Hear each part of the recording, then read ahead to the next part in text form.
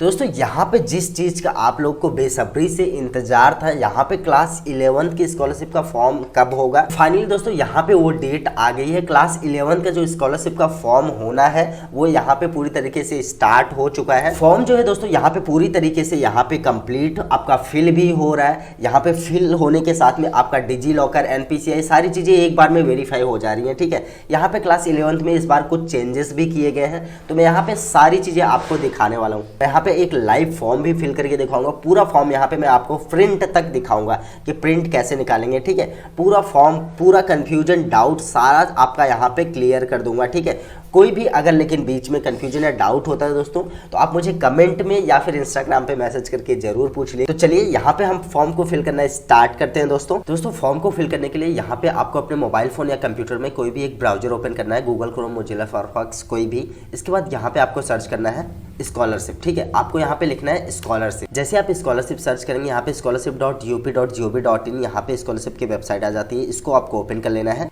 दोस्तों यहाँ पे स्कॉलरशिप की वेबसाइट हमारे सामने पूरी तरीके से ओपन हो गई है। ये स्कॉलरशिप का इंटरफेस है। यहाँ पे हमें फॉर्म को फिल करने के लिए सबसे पहले यहाँ पे हमें रजिस्ट्रेशन करना पड़ेगा। रजिस्ट्रेशन करने के लिए यहाँ पे आपको स्टूडेंट कॉर्नर पे आना है, देन यहाँ पे रजिस्ट्रेशन का ऑप्शन मिल जाएगा। ठीक है, सबसे पहले हम रजिस्ट्रेशन करेंगे, इसके बाद फॉर्म को फिल करेंगे। तो यहाँ पे जैसे आप रजिस्ट्रेशन पे क्लिक करेंगे यहाँ पे स्टूडेंट रजिस्ट्रेशन 2023-24 का यहाँ पे विंडो ओपन हो जाता है। यहाँ पे 3 विंडो बने हैं। सबसे पहला यहाँ पे है SC ST और जनरल कैटेगरी के जो लोग होते हैं उनके लिए यहाँ पे पहले में है। इसके बाद OBC वालों के लिए यहाँ पे है।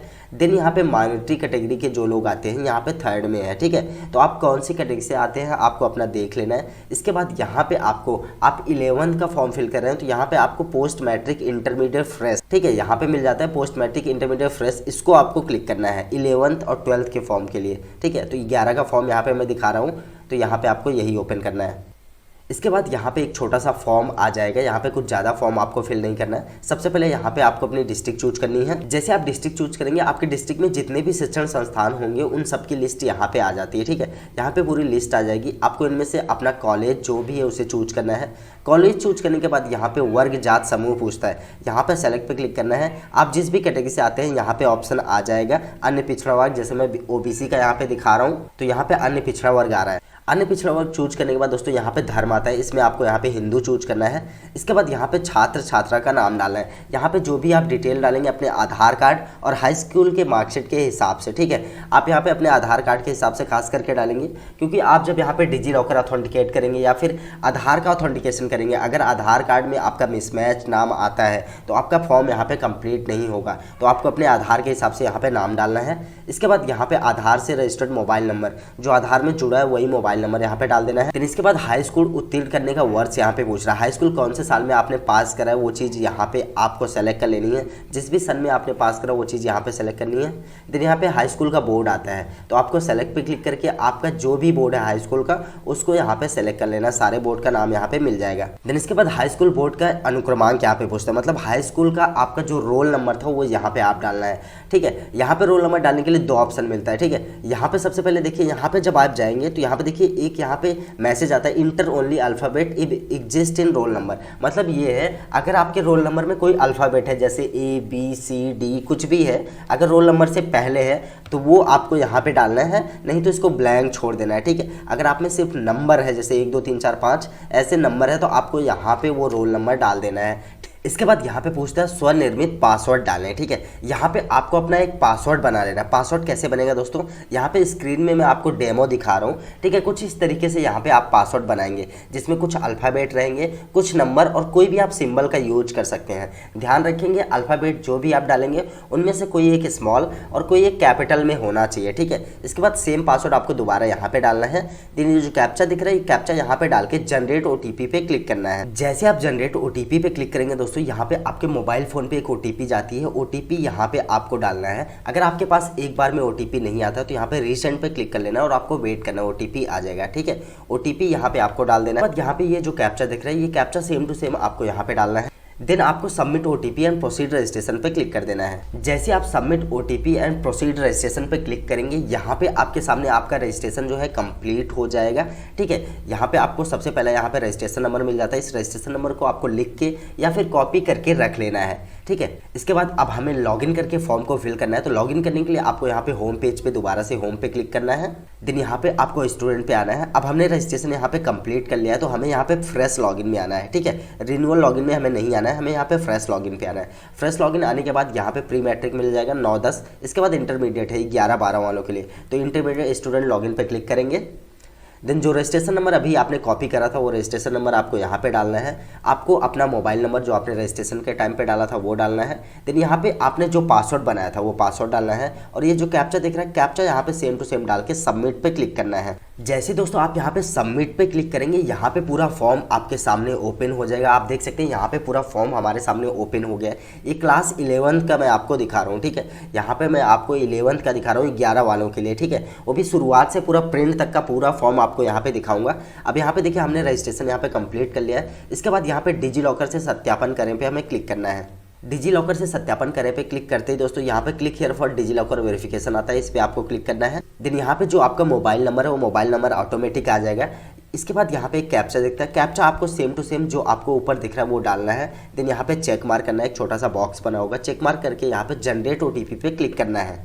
जनरेट ओटीपी पे क्लिक करते हैं दोस्तों ओटीपी आपके मोबाइल नंबर पे भेज दी जाएगी, वो ओटीपी यहाँ पे डालना है। ये कैप्चा इसके बाद यहाँ पे डाल के जो यहाँ पे चेक मार्क है इसको चेक मार्क लगाना है। इसके बाद सबमिट ओटीपी पे क्लिक कर देना है। सबमिट करते ही दोस्तों यहाँ पे एक पॉपअप मैसेज आएगा कि ये वेबसाइट जो है आपको एक्सटर्नल वेबसाइट पे जो है रिडायरेक्ट करेगी। चलिए ओके करते हैं। जैसे आप ओके करेंगे यहाँ पे आप आ जाएंगे डिजी लॉकर पे। अब यहाँ पे देखिए कुछ बच्चों का जो है 11 के जो स्टूडेंट है, काफ़ी लोग हैं जो डिजी लॉकर यूज करते हैं। तो अगर आप डिजी लॉकर का पहले से अकाउंट आपने बनाया है तो आपको यहाँ पे वो मोबाइल नंबर डालना है। इसके बाद आपका 6 अंक का कोड बनता है डिजी लॉकर में, वो डाल के लॉगिन कर लेना है। लेकिन आपने अगर नहीं बनाया, आप नए हैं, डिजी लॉकर आपने कभी यूज नहीं करा है, तो यहाँ पे आपको साइन अप पे क्लिक करना है।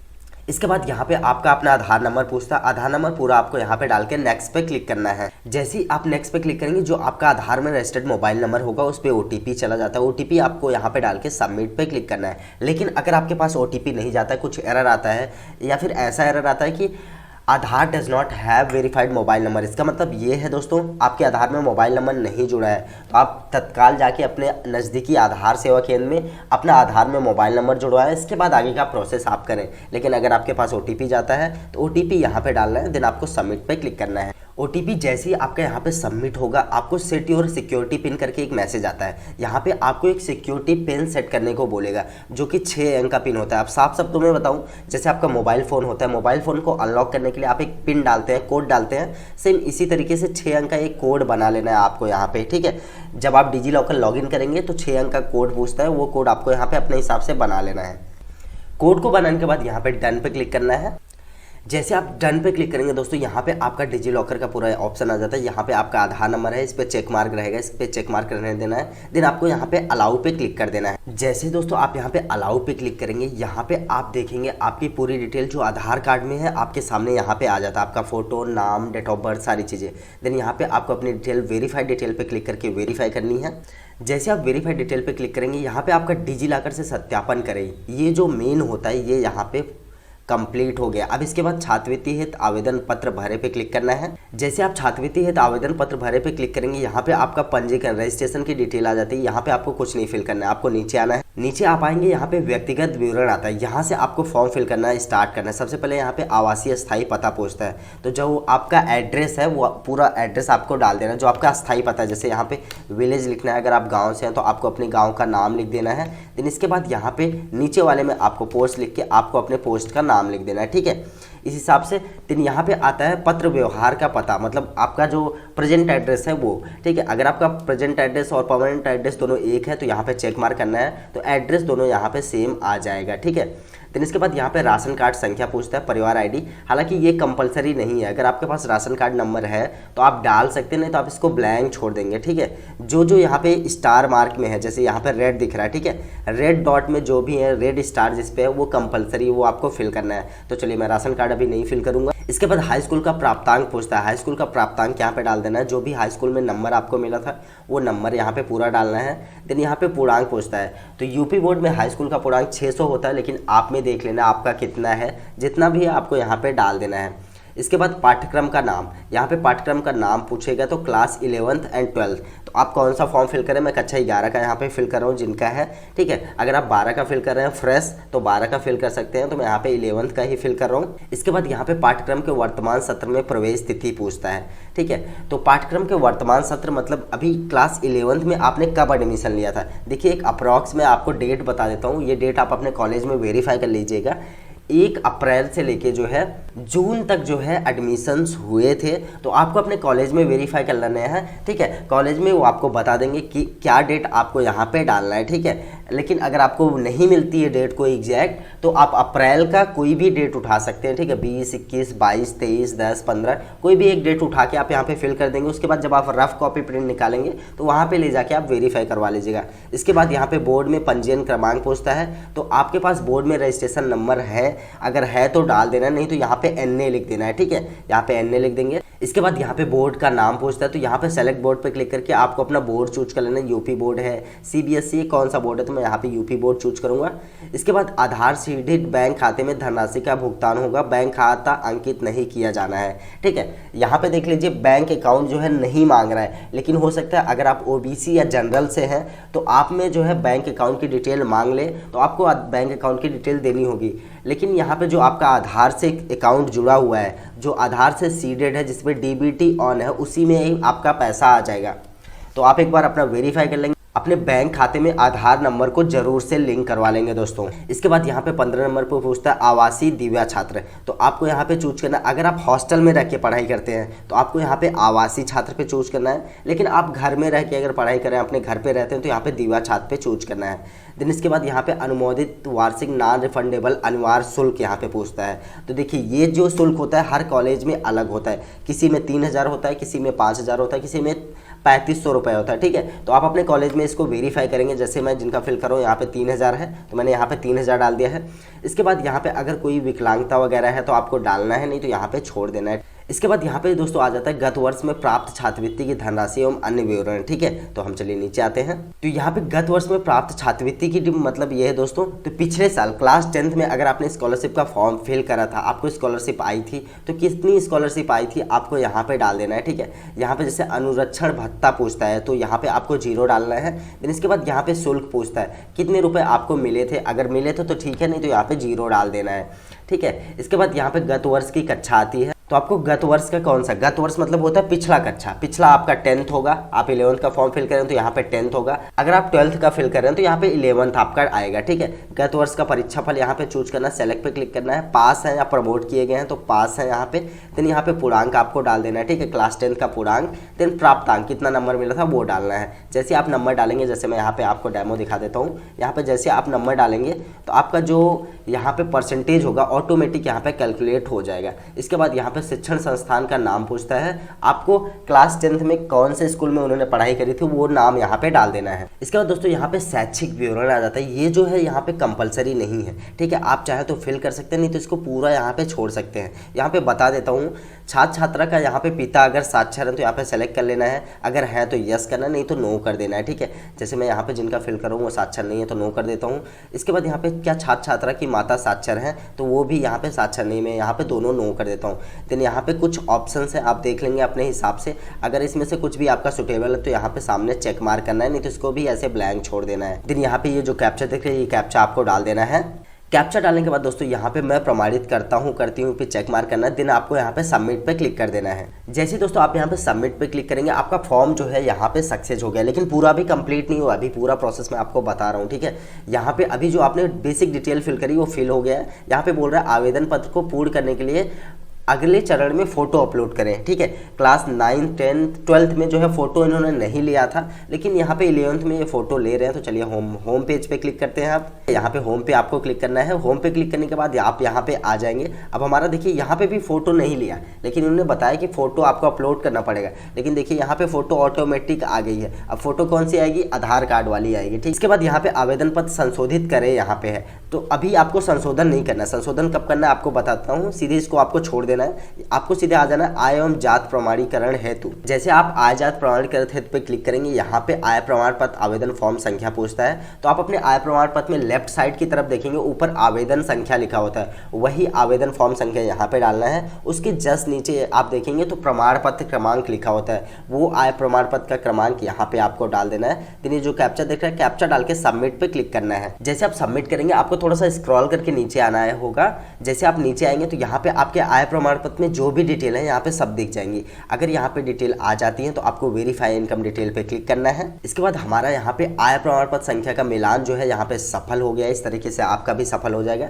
देन यहाँ पे जात प्रमाण पत्र संख्या पूछता है, सेम इसी तरीके से जैसे आय प्रमाण पत्र आपने करा, जात प्रमाण पत्र संख्या डालना है, जात प्रमाण पत्र का क्रमांक डालना है। इसके बाद आपका उपजात क्या है, ठीक है, उपजात यहाँ पे चूज करना है। उपजात मैं आपको बता देता हूँ, आपके जात प्रमाण पत्र लिखा होगा, जैसे यादव लोग होते हैं उन्हें अहिर बोलते हैं, तो यहाँ पे सारे ऑप्शन आपको मिल जाते हैं, ठीक है। अगर कोई ऑप्शन आपको नहीं मिलता है तो यहाँ पे अदर का ऑप्शन है, अदर चूज करके आप लिख देंगे, ठीक है। लेकिन अगर एक बार में ऑप्शन नहीं मिलता तो एक बार आप लॉग आउट करके दोबारा से लॉग इन कीजिएगा, हो सकता है ऑप्शन यहाँ पे आ जाएगा।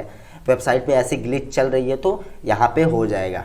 तो आय जात की डिटेल जैसे ही यहाँ पे वेरीफाई होगी आप होम पेज पे आ जाएंगे। होम पेज पे आने के बाद अब यहाँ पे हमें आधार संख्या जो है, आधार नंबर यहाँ पे अथेंटिकेट करना पड़ेगा। तो प्रमाणीकरण है तो आधार नंबर डालने पे क्लिक करना है। देन इसके बाद यहाँ पे आपका नाम और डेट ऑफ बर्थ शो करेगा, यहाँ पे आपको अपना आधार नंबर डालना है। देन सेम आधार नंबर आपको यहाँ पे कन्फर्म करना है, इस पर चेक मार्क करना है। थोड़ा सा नीचे आना है आपको, नीचे आने के बाद ये जो कैप्चा दिख रहा है, कैप्चा डाल के वेरीफाई आधार पे क्लिक करना है। जैसे ही दोस्तों आप यहाँ पे वेरीफाई आधार पे क्लिक करेंगे, क्लास 11 के फॉर्म में मैं देख रहा हूँ, मैं खुद यहाँ पे सरप्राइज हो रहा हूँ, ठीक है। यहाँ पे आपका सीधे आधार नंबर वेरीफाई हो जाएगा, कोई OTP वगैरह नहीं जाएगा, सीधा आधार नंबर वेरीफाई होगा। इसके बाद सीधे NPCI भी आपकी यहाँ पे सत्यापित हो जाएगी, ठीक है। NPCI सत्यापित होती है, यहाँ पे CBSE बोर्ड रोल नंबर प्रमाणीकरण थे, कुछ नया ऑप्शन आया, लेकिन यहाँ पे जिनका फॉर्म फिल कर रहा हूँ UP बोर्ड से है तो शायद यहाँ पे डायरेक्ट यहाँ पे वेरीफाई हो गया। अब इसके बाद सीधे आपको यहाँ पे जांच हेतु आवेदन प्रिंट करे पे क्लिक करना है। जैसे दोस्तों आप जांच हेतु आवेदन प्रिंट करे पे क्लिक करेंगे, यहाँ पे आपका पूरा फॉर्म आपके सामने आ जाएगा। अब इस फॉर्म को क्या करना है, आपको पूरा पहले खुद से मैच करना है, ठीक है। प्रिंट निकालने से पहले खुद से पूरा मैच करना है, पूरा मैच कर लेना है। इसके बाद आपको लगता है कुछ भी यहाँ पे चेंजेस करना है तो आपको यहाँ पे बैक पे क्लिक करना है, बैक जाना है। बैक जाने के बाद आवेदन पत्र संशोधित करें, अभी मैंने बताया था ना इसका काम आएगा आपको, तो आवेदन पत्र को संशोधित करे पे आपको क्लिक करना है। इसके बाद जो भी डिटेल आपको सुधारनी है सुधार लेना है। देन दोबारा से जांच हेतु आवेदन प्रिंट करें पे क्लिक करना है। इस फॉर्म का जो है प्रिंट आउट लेना है। अगर आप खुद से कंफर्म है, आपको लगता है सब कुछ सही आपने फिल करा है तो डायरेक्ट लॉक कर सकते हैं। लेकिन अगर आप अपने कॉलेज में दिखाना चाहते हैं इस रफ कॉपी को, तो यहाँ पे प्रिंट दिस पेज पे क्लिक करके इसका प्रिंट आउट ले लेना है। देन आपको अपने कॉलेज में एक बार इसको वेरीफाई कर लेना है। तो यहाँ पे पूरा वेरीफाई हो जाए, आपको लगता है सब कुछ सही है, तो यहाँ पे जांच के उपरांत आवेदन पर सबमिट करें, यहाँ पे इस पे आपको क्लिक करना है, ठीक है। इस पे क्लिक करेंगे तो यहाँ पे सबमिट हो जाएगा, बोल रहा है एक बार आप यहाँ पे सबमिट कर देंगे तो आप दोबारा से इसमें कोई चेंजेस नहीं कर सकते हैं। तो चलिए हम ओके करते हैं। दोस्तों यहाँ पे हमारा फॉर्म जो है फाइनली यहाँ पे हो गया है लॉक, ठीक है। अब ये लॉक होने के बाद 3 दिन के बाद प्रिंट आउट यहाँ पे आए। तो दोस्तों 3 दिन के बाद जब आप यहाँ पे लॉगिन करेंगे आपका वेरीफाई हो जाएगा। तो यहाँ पे संस्था में जमा करने हैं तो आवेदन प्रिंट करें, लास्ट ऑप्शन जो यहाँ पे दिख रहा है, ठीक है, इस पे आप क्लिक करेंगे तो यहाँ पे आपके सामने एक PDF आ जाएगा, उसमें आपको प्रिंट दिस पेज पे क्लिक करना है। आपको उसको पूरा प्रिंट आउट निकालना है। प्रिंट आउट निकालने के बाद दोस्तों उसके साथ में आपको अपना आधार कार्ड, बैंक पासबुक और क्लास 10 की मार्कशीट, आय जात निवास, सारी चीज़ें लगा के अपने स्कूल कॉलेज में जो है सबमिट कर देना है।